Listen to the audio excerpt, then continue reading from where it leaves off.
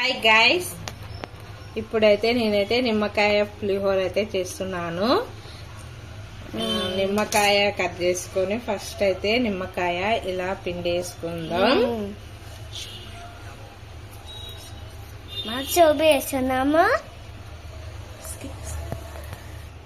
ఇప్పుడైతే నిమ్మకాయ వేసినాం కదా, ఇప్పుడైతే కొంచెం ఉప్పు వేసుకొని బాగా కలుపుకోవాలి.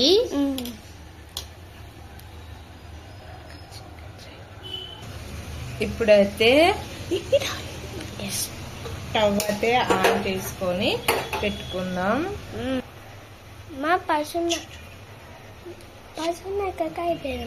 ఇప్పుడైతే నెయ్యి వేస్తా. నేతితో పులిహోర.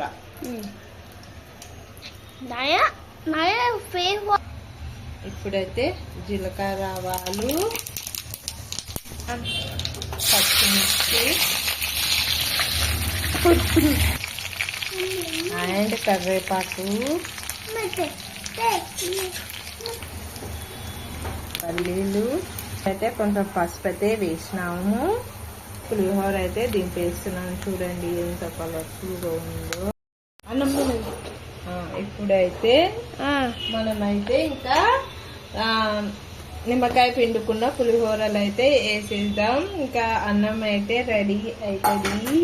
హెమీగా అయితే పులిహోర సూపర్ టేస్ట్ అయితే పులిహోర రెడీ అవుతుంది. మరి ఇప్పుడైతే వేడి వేడిగా